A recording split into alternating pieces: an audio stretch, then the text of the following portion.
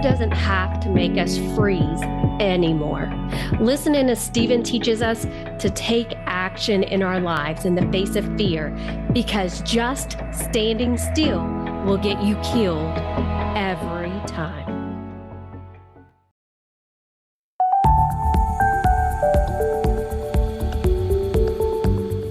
Hey friends, welcome to the Mindset School podcast with Peggy Easterling, where we learn to smile authentically from the inside out.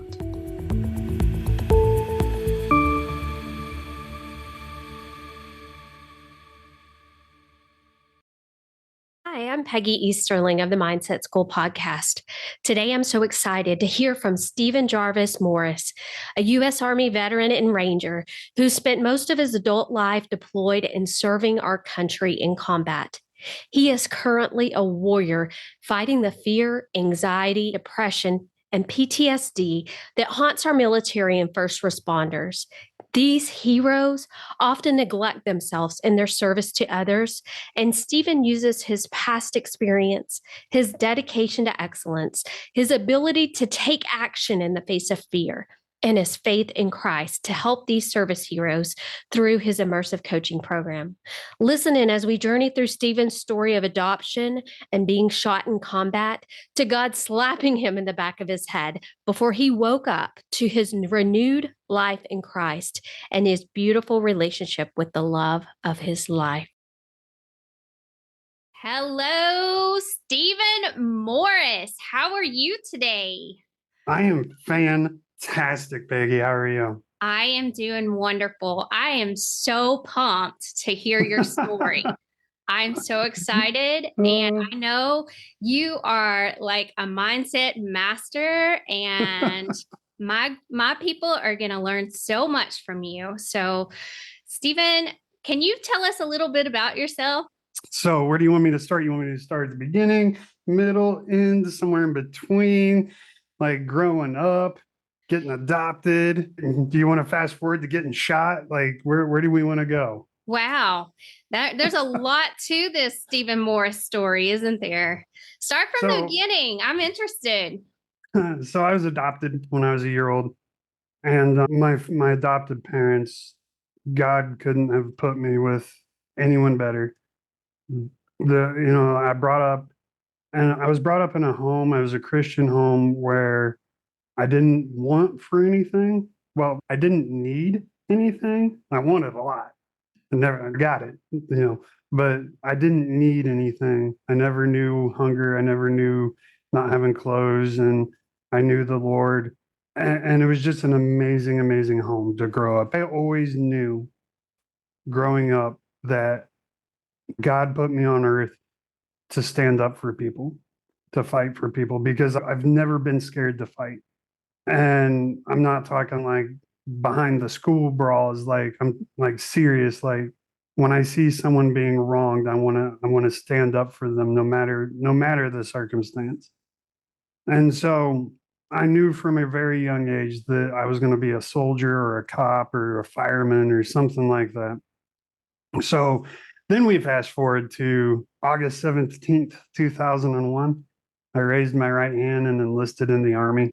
And 3 weeks later, my world literally got turned upside down when we had some people drive airplanes into buildings. And so 7 months later, I found myself in Afghanistan. And that was the next 16 years of my life. I loved the Army, the military in general. I love this country. But I tell people it's funny because some of the best people I've ever known in my life I served with, and some of the worst people I've ever known in my life I've served with. We take all kinds. It doesn't matter. but my team, the people that surrounded me, I love them so much. I don't think I've ever. It's a different kind of love, but man, I just can't put into words what it was like. So anyway, joined the Army, did Ranger school, a whole bunch of other cool stuff. And what's funny about that is like everybody's like, oh yeah, Navy SEALs or Special Forces or Army Rangers. And they see the commercials, which the commercials are kind of true sometimes, but that's like 10% of the job. And the other 90% of the job is boring and it's paperwork and it's not glamorous or fun. But so yeah, I did all the cool Army HUA stuff. And in 2013, I was in Afghanistan and I was getting out of a vehicle. And when I turned around, the sling of my rifle, which is the strap that goes over your shoulder, it got caught inside on something inside the Humvee. I don't remember. I think it was an ammo can or something. Anyway, I bent inside the Humvee to unhook it. And when I stood up and turned and started to shut the door, I saw a guy about 5 feet from me, right, starting to pull a AK-47 out from under his man dress. And he shot me 3 times in the torso, once in the stomach, once in the chest, and once in the shoulder. And it's crazy. I remember I hit the ground. I remember seeing him and I remember thinking, oh crap. But I knew there was absolutely nothing I could do. It was too late. And then I closing my eyes, and when I opened my eyes again, I was laying on the ground looking up at the sky, and I remember seeing what I assume is the 50 caliber machine gun on the Humvee above me shooting him. And I remember the sound of the brass, the casings from that machine gun falling somewhere around me. And the last thought I remember having is, God, I don't want to die. Wow. And so they flew me to Landstuhl, Germany. They got me stabilized, got me back to the States. I had like 9 surgeries to repair my body. I got addicted to morphine in the process. That was horrible. I would have rather got shot again. But it was just, it made me like weaning me off of the morphine. It made me so sick. It was a miserable existence coming down off of that stuff. But the doctors told me that they had to have me on morphine in the beginning. And I guess that's what really did it. Was I was in so much pain that it was putting me into shock. Mm. So they had to like dose me on morphine, on a pretty heavy dose of morphine to get me stable. So I went through all of that and then got out of Walter Reed, got back to my unit, and then the Army said I wasn't fit for combat anymore, which at the time was like, I might as well just died. I felt like my life had just been pulled from me. Looking back and being honest, it was the right decision for the Army to make. I was pretty damaged, even though I was physically fine, psychologically, I was not. So went through all that. And then 5 years later, the Army's like, all right, it's time for you to retire. And so after 16 years of faithful service, I retired on a medical retirement. And that was even worse. That was the worst. That was the pinnacle of my just craphood. Like it just sucked. I was so miserable.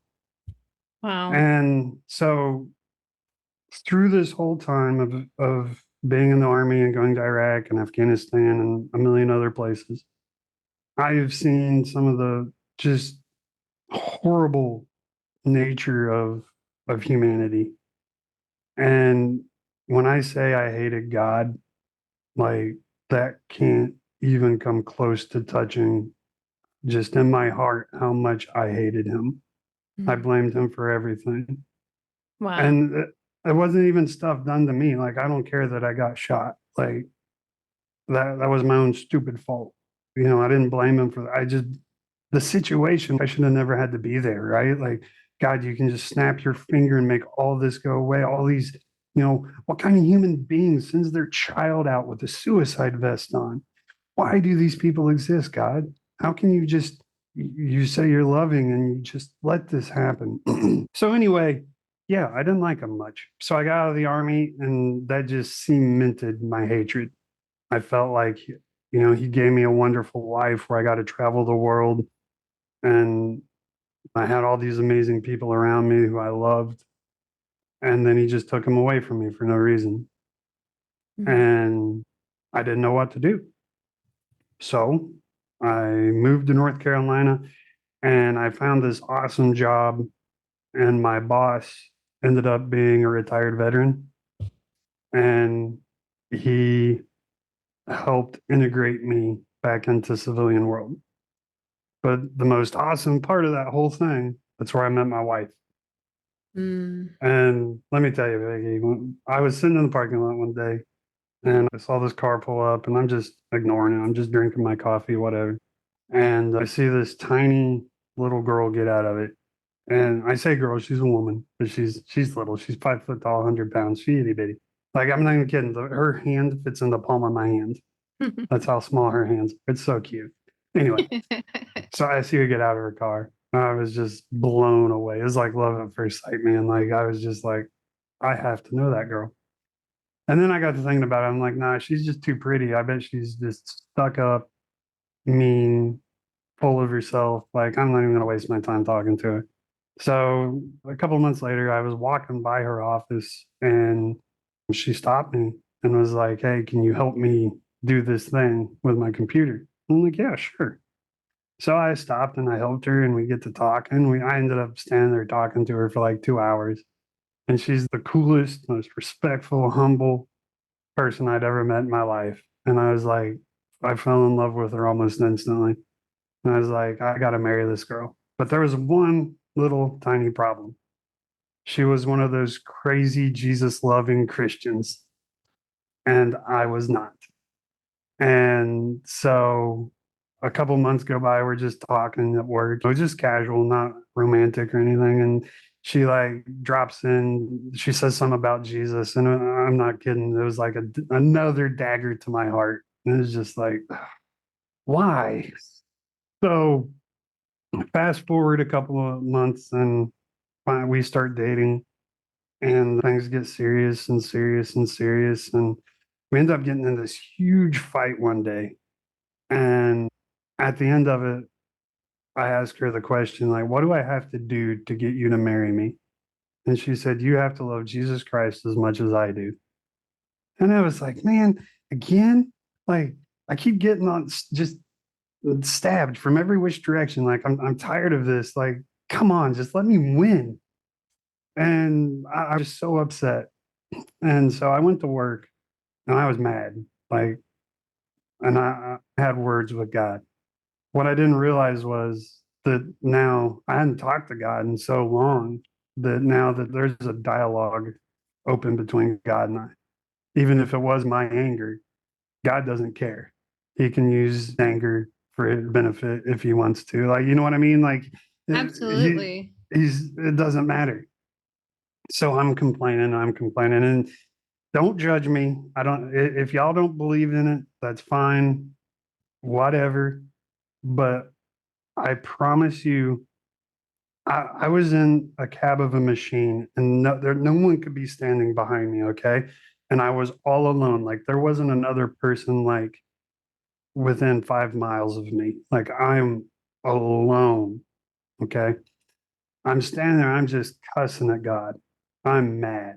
And I feel a sturdy little and the just slap in the back of the head. And it hurt. And I literally turned around and looked because I felt like someone slapped me in the back of the head. And then God just started talking to me like, dude, what is your problem? Like, you have all this anger. Why?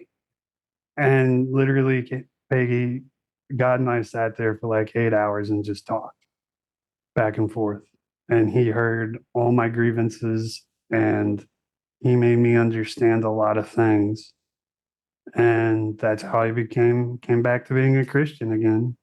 So that day, in that moment, after you got slapped in your head, you're cussing God out and you are cussing at the top of your lungs by yourself in the middle of no one's around.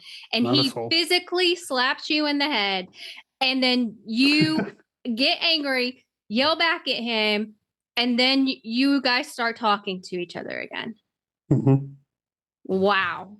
And like whenever you read in the Bible, like, or people talking about wrestling with God, like for me, that was literal. Like we were fighting.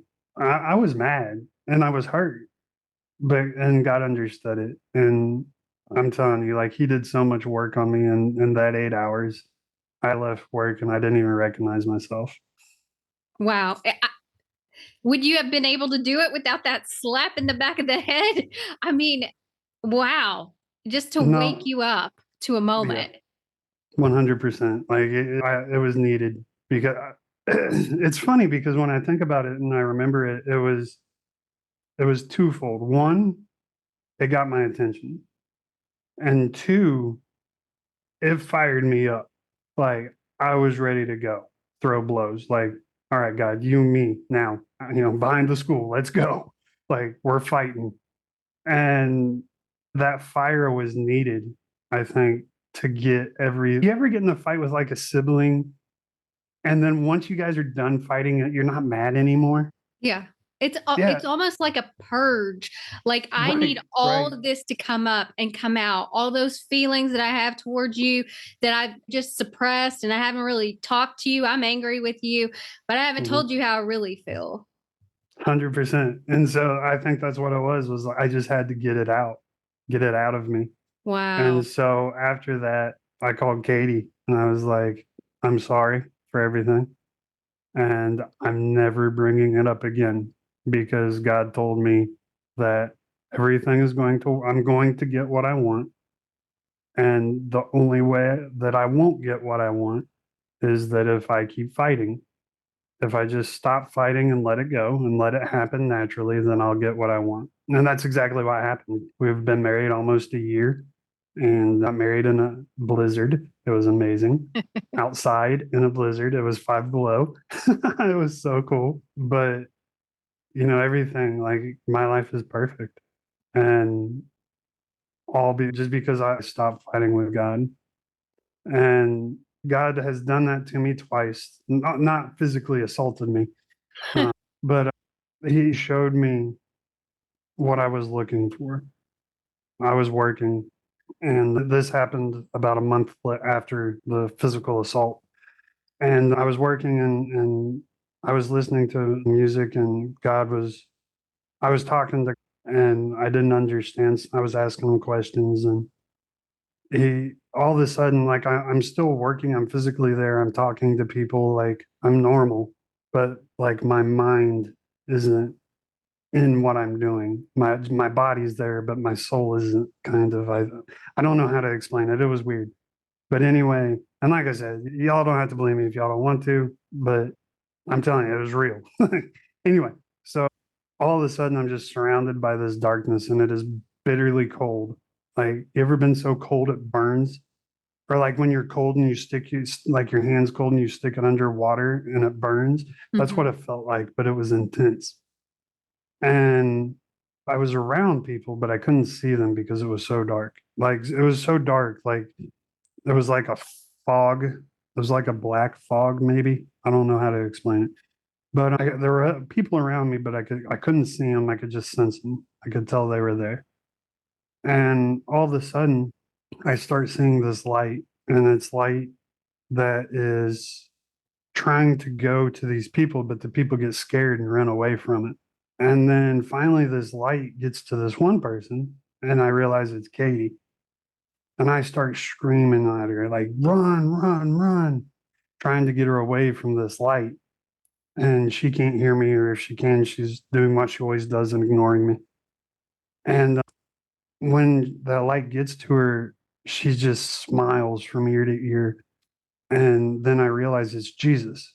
Mm. And they're standing there talking, and they keep looking at me and laughing. You know how like people like look at you and kind of smile and laugh, and you're like, oh, they talking about me. I know they talking about me. Like Right. that's kind of what it was. And like they just kept talking about me. And finally, Jesus turned towards me and started to walk towards me. And I got scared. Like I have never felt fear like that in my entire life. And I wanted to run. And I started to, and then he stopped. And he turned around and looked at Katie and held out his hand, and she came and grabbed his hand, and they were holding hands. And I remember that very distinctly because I was incredibly jealous that he was holding my girl's hand. But anyway, that's besides the point. But so they start talking again, and then he just like kind of shoos her towards me, and she comes walking towards me. And as she walks towards me, I realize that she's surrounded by that same light that he is. And so she gets to me, and as soon as I'm in her light, like I'm warm, I'm comfortable, and I feel safe.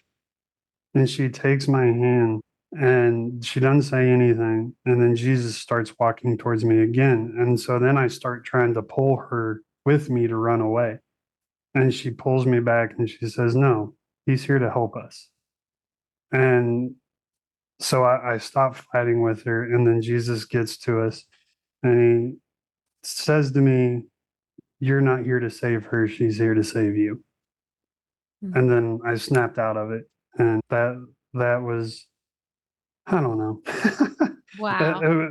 Yeah, it was incredible. And so that's when pretty much my life as I know it right now was born out of those two visions or spiritual journeys or whatever you want to call them.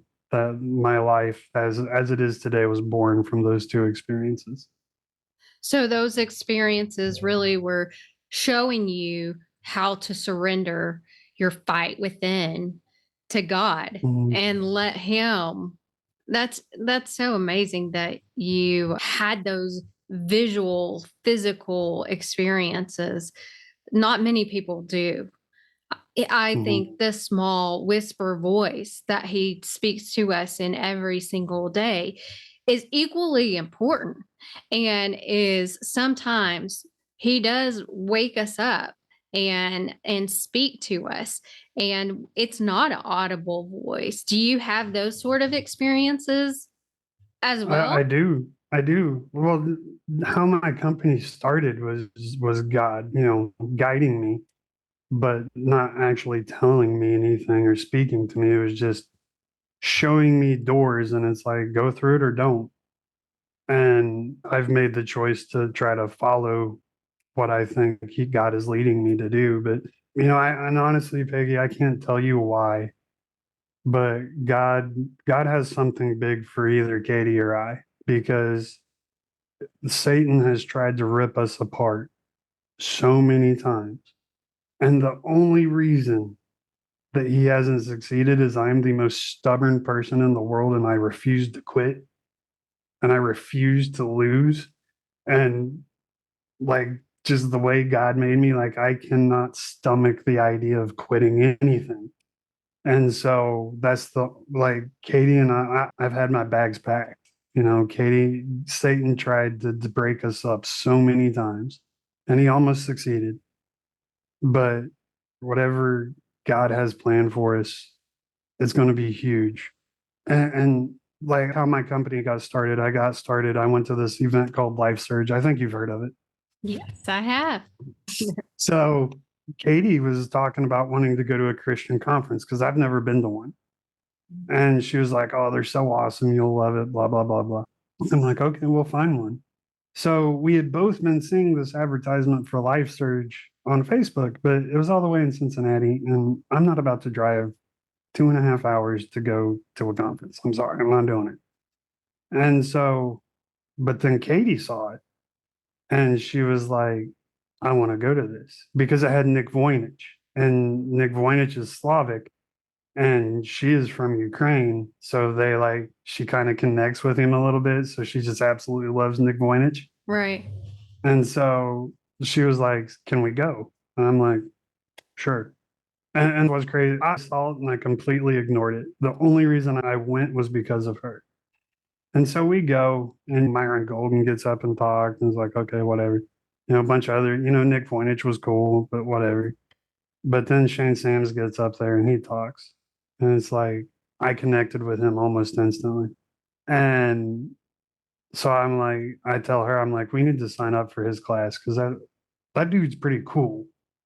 And she's like, "Yeah, totally." So we sign up. We go to Cincinnati again a couple weeks later, meet Shane. So we're doing the thing in Life Surge or Income Surge, I think it's called, Shane's class. And, Katie starts having her issues, which one, she's always been taught that being rich is almost a mortal sin type, just having wealth is not. And so she's like, "I don't like the way they're talking about wealth, blah, blah, blah." And so we go to our church the very next Sunday. And what is the preacher preaching about? Why it's not wrong to have wealth, why you have to have wealth so that you can help people, and just blew us away with his sermon on it. And she looked at me as we were walking out of church and she's like, okay, I'm sold. Go do your thing. She said she'll support me all the way 100%. So, yeah, after that, I joined Flip Lifestyle with Shane Sams and made that massive investment into my business. And it's going. That's It's up and awesome. running and going, and I'm helping people. That's awesome. Wow. You got a lot to your story. God's really got a purpose for your life, Stephen. He absolutely is going to use you and your wife in big, massive ways. I hope Big so. ways.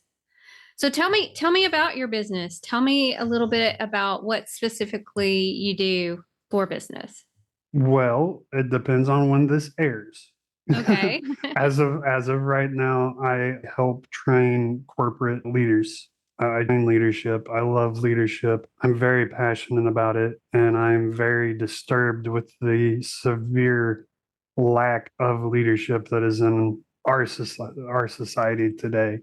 So I thought God was calling me to address that because that's something I know I could write books on the things I know about leadership and my experiences with it. However, over the past few weeks, God has shown me that that is not, in fact, what I'm supposed to be working on. That's just where I'm supposed to start. One of my big things that I absolutely hate with a holy passion is fear. And I hate seeing people get struck by fear. I hate seeing people get struck by anxiety, all of that. And so God actually brought me two clients that have that issue and are struggling with those things. And just to show me that I have the ability to work with them and help them overcome their fears and to pursue their God given course in life to go make an impact for his kingdom. What prepared you to be able to just make decisions so quickly? I see you taking action in your business. It's very visible to me. So what prepared you for that? Like to just make a decision and be an action taker? So it is literally the scene from a movie, Peggy. Like I'm in Afghanistan and this is the first time I ever got shot at in my life. And my team sergeant, well, thank God for him. But I start getting shot at, and getting shot at isn't like what it is in a movie. When a bullet goes past you, it cracks. It doesn't whistle or ding or any of those weird sounds. It just cracks. And it is the most unnerving sound I've ever heard in my life. And so I start, this guy is in a building shooting at me from a window, and I see him, and I'm just so scared that I can't move. And my team sergeant literally grabbed on the back of our vest, our bulletproof vest. They're the handle to drag. If somebody gets hurt, you just grab the handle and you can drag them. And he grabbed a hold of that handle and just dragged me to safety. And after I realized what had happened, I promised myself I would never be paralyzed by fear again. Because, if I ever to die, that's fine. But I'm going to die swinging. I'm not going to die standing there like a coward. That was my mindset at the time. So that plus, 16 years of military training, overcoming fear after fear after fear. I'm definitely scared of heights, and I've jumped out of an airplane I don't know how many times from all sorts of heights. And I've gone bungee jumping and free falling, and the next thing I'm going to do, I'm going to go wingsuiting just because it looks stupid cool. Let's And go. so, but no, like I don't even acknowledge fear anymore. And so I understand that there's two types of fear. There's natural fear and then supernatural fear, which supernatural fear is not of God. Natural fear is. Natural fear is to keep us alive and to keep us from being stupid. So I weigh my options like, okay, so I'm going to do this. I think I need to do this. What are the negatives? What are the positives? Okay, here's, and it's just, that's my process. And I will, even if I don't know 100% the right path I need to take, I will make a decision just because I'm more scared of not making a decision than I am of making a wrong decision. Because in my experience, the fear of just standing still is going to get you killed every single time. You can recover from a bad decision, but not making a decision, just being scared to move, that tiger's going to eat your face every single time. That's so good. And as coaches, like that handle that's built on the back of people's jackets, right? That handle is there for us as coaches to help and grab in that moment where they're just in paralysis and to grab them out of that situation and to help them into a new situation. That's amazing that you've learned how to lean in and take action, and you just made a decision. You made a decision. There's so much power in just deciding that I'm not going to do this. I'm not going to live in fear anymore. I'm not going to let it have power over me. I know what that feels like when it comes in and overtakes. I know that feeling in that moment. So that is so great that you're going to use that moment to affect people's life for the rest of your life. Someone's shooting at you and something so negative, and now God's using you to grab their backs and pull them out of their moments of paralysis. They're keeping them, and they don't realize it. That's keeping them from so much in life. They don't realize what they are not achieving is affecting them as much as what they decide to stay still in that moment. In their that decision is so important, and they're not acting. Can you speak to that a little bit? Just how not taking action in people's lives affect them? So the first thing I'll say is, well, the crazy thing about it is when you get that paralyzing fear and you just stop, you're surrounded by fear. Everything is terrifying at that point. But if you just take a step and you start doing the thing, whatever it is, all of a sudden it's not that scary anymore. And I think, and I'm no psychologist or anything like that, but I think the reason is because we don't have time. We can't think about the fear. We've got to focus on the step. Like we're moving now. Like we have to, okay, so I made this decision. Now I got like four other decisions to make. I don't have time to think about my fear because if I focus on my fear, I'm going to stop moving, and I can't stop moving. I got to keep moving.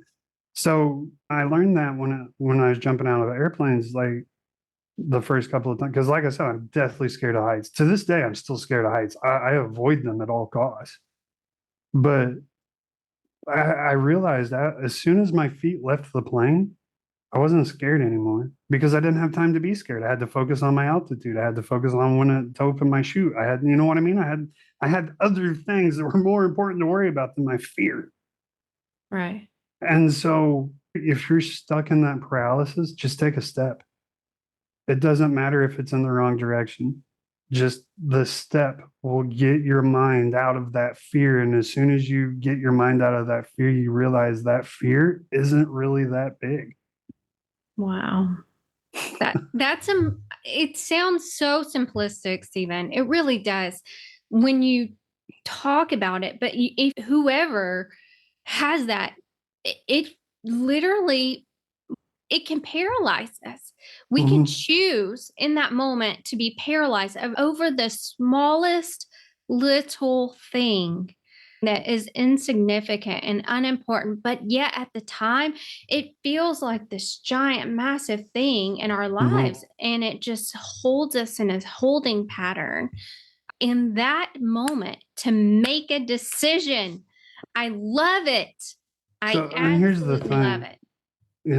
like we all know Satan can't create, right? He doesn't have that power. He can only manipulate.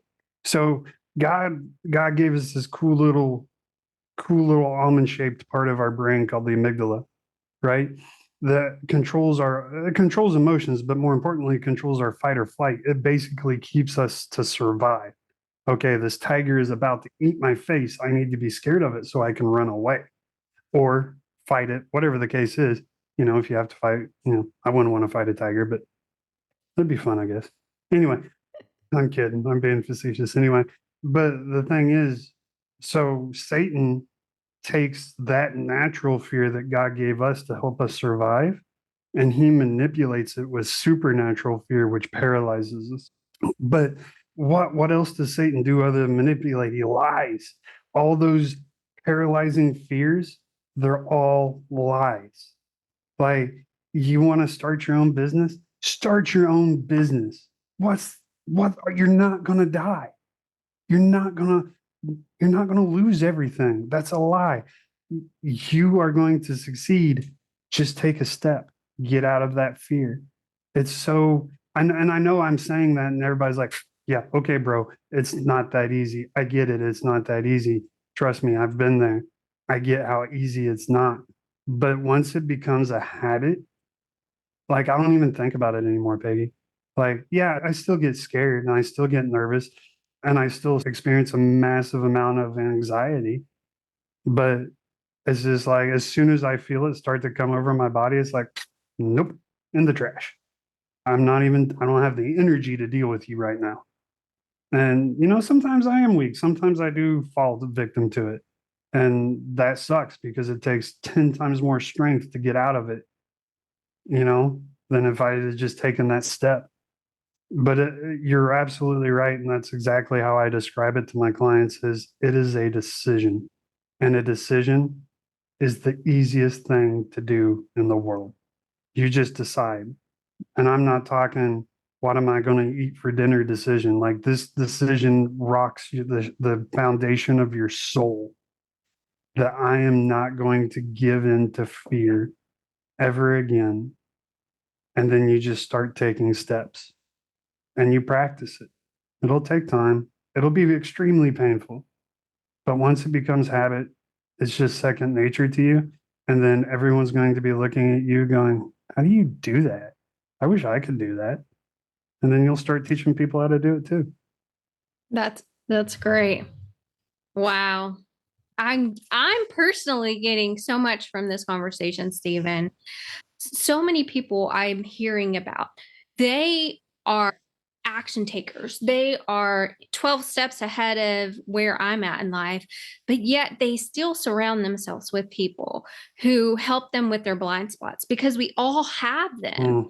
We all have those moments where we have a specific weakness, but we don't see it, or we have something we are fearful of that's holding us back, but we may not see the big picture. Do you have those people or those systems in your life to protect you from those spaces? And what does that protection and setup look like to keep you from those moments? Yeah, 100%. I have you. I have Bridget. I got Coach Francine. I got all you guys in the Flip Lifestyle family. That's awesome. I got my wife, got my brother. I purposefully go out seeking people that are smarter than me, wiser than me, stronger than me, faster than me. I learned very early in my career that we'll say, fighting, martial art type stuff. If I'm trying to learn a certain move in Brazilian Jiu-Jitsu and I don't want to practice it on the guy that's just learning, right? I want to go to the guy that's been doing it for 15 years and try to do it to him because he's going to kick my teeth in. And then I'm going to get up and I'm going to try it again. And it's going to take me probably 6 very painful months to perfect this move. But once I got it, like, bro, I got it. And I'm going to wreak havoc with it. So I purposefully seek these people out that are better than me. And because, and what is it they say? Like, your life, the sum of your life is equal to the people you surround yourself with. That is so true. And so I don't surround myself with negative people. I can't take negativity. Like, I'm sorry, I love you, but you can go stand in the corner and I'll love you. Bridget said it today in the meeting. I love you from a distance. And I'm like, I'm cheering, like, yeah, like that, because I'm the exact same way. So I'm very selective with the people I let around me because they affect who I am. They affect my mindset. They affect my energy. They affect everything. But also, I got like Bridget, she has so much to teach me. She is such a smart person. You have so much to teach me. If Coach Francine, I just had her on my podcast. And let me tell you, Peggy, that woman is one step past amazing. Like, I do not understand. That woman is the strongest human being alive. Like, every time I hear one of your guys' stories, and it's just like, I don't even care about my story. My story is whatever. Like, how do you survive these things, people? Like, how are you guys so strong? And so when I surround myself with all of you, all these amazing people, that you and all these others, like, all you're doing is feeding me, right? And when I come to you, I'm like, hey, I got this problem. The first thing you or Bridget or Patricia do are like, well, the Bible says, right? And you point me, which I'm not good at. That is a big weakness of mine. God is usually not the first thing. I try to go to my own wisdom. I'm still learning. I'm not perfect. So that is a huge weakness I have. And thank God that I got you guys to just like, well, what's the Bible say? What's God say? And so that's what I do. I don't know if I answered your question. Yeah, that absolutely does, because the community piece of surrounding yourself with people who have resources and tools. And it's like you were talking about Francine. She has Kingdom HQ and she's a coach to coaches, but her story is amazing. As your story is equally amazing. The value of having people like that in your life is priceless. The value of having someone in your life that will not just give you a scripture and throw it at you, but walk with you through your situation and apply God's word in a way that's loving and caring, and they genuinely care about you. And having those people to do life with, it is absolutely priceless. I want to be that type of person for my community. I want to provide that for my community. I want to provide that love and support. And I know that you want to love your people in your unique Stephen way that sounds more like a drill sergeant than I am a cheerleader. I have pom poms ready. But if I started speaking like a drill sergeant and handed you my pom poms, we're both gonna feel awkward. So God uses all types of people to get people where they need to be, and it's so wonderful to be in a community of people so that you can support each other and use that strat to grab each other out whenever we're in our situations, because everyone needs that community. Everyone. So tell me one more thing. I have one more question. I know you operate with character integrity, and it's so important in your life. And I know that you often do your podcast with your father. Tell me about that relationship and what it was like to have that character and integrity instilled within you with that godly example. So the reason I do my podcast with my dad is because, like I said, I believe in seeking the wisdom, and the strength from others. And there's no one that I respect more than my father. Dad, it's so funny, Peggy, when he gets his Bible out, because he bought, I think 1978 is when he bought that Bible. So that Bible, I was born in 83. So I think that Bible's like 5 or 6 years older than I am. And it has scribblings in it from when I was a little kid, and I draw dad a picture in his Bible, and he would get, oh man, I can't tell you how much trouble I got in for that. But it's so funny because I'll see him thumbing through his Bible and I'll be like, oh, I remember drawing that. And I remember how much trouble I got in for doing. But anyway, Like, I can hand him my Bible. I'm like, hey, Dad, look up this. And he can't find it.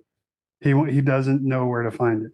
But you hand him his Bible and you just pull some random weird verse out of the stratosphere and he'll know he'll 2 seconds and he has it opened in his Bible. And so that's who I grew up with. And so he he's always, the way I say it to him is, the older I get, the smarter he gets, the more wise he gets. And I realized that if I'd have just listened to him 20 years ago when I was a stupid kid, my life would be so much better right now. And you know what's funny, Peggy? I know that. And I'm openly admitting it to you and your entire audience. I'm an idiot and I need to listen to my dad. And I never do. Yeah. But I'm getting better. But that's why I decided to work with my dad, is just I wanted to surround myself with his godly wisdom, like, because there is no man that I know that is more in love with Jesus Christ than my dad, and he is more than willing to impart his knowledge. And so, for his birthday last year, or for Father's Day last year, I got him a journal, a really nice, fancy leather bound journal. And I was like, because Dad's 72. And so he's pushing it and we don't know how long he's got left. And I was like, I want you to take this journal, and just when you think of me or think of something you want to tell me or something you've never told me or whatever, you want to cheer me up one day. And so you write me a sweet little love you note, whatever, I don't care. Just write to me in this journal until you die. And I will have that for the rest of my life and be able to pass it on to my son. Wow. And so he actually asked me a couple weeks ago if he could get more pages for it because he's starting to run out of pages. I'm like, man, like, I don't have to read all this. I know it's horrible. I know, I'm kidding. But like that's what I want. And like I said, it's intentional. I'm not trying to sound mushy or trying to sound like I'm better than everyone else. Like, I want to be around Shane Sams, the Delins. Like, I want to be around all these people because these are the people that can elevate me or help elevate me to be the person that I think God has called me to be. And God knows we can't do it alone. And that's why he's put, other amazing people in this world. We're soldiers, whether you want to admit it or not. The second you raised your right hand and swore allegiance to Jesus, you became a soldier. And we got to fight for God. And the amazing thing about being a soldier is you're never alone. You always got someone that has your six. And, so that's the way I do it. I surround myself with a team. And my dad is the best in the world. So of course he's my first pick. That's so good. Wow. Oh, the soldier telling a story about how his dad just imparted the integrity and the character within him his entire life.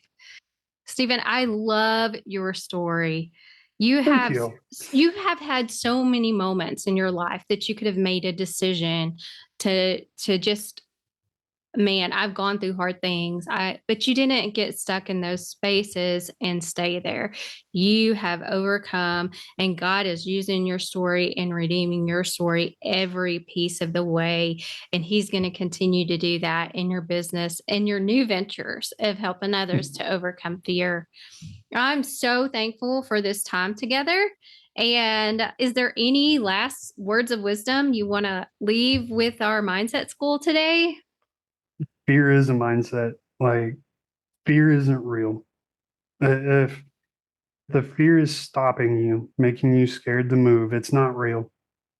Understand that that's not what God wants you to be feeling. And if you embrace God and really try to dig into what God wants, you're going to realize that fear is just a lie given to you from Satan. And It's just because he's stopping you. He's scared of you. He doesn't want you to succeed. And so just dive into God's word, dive into your prayer, and realize that fear is not real. That's very good. Well, thank you so much for sharing your story with us. I loved every part of it. I love your wife, you. even though I don't know her yet. And He's man, amazing. what a great story. I am so grateful for this time with you, Stephen, and I appreciate everything that you shared. And I look forward to us helping each other out more in the future. 100%. Thank you so much for having me. I've had so much fun. Thank you.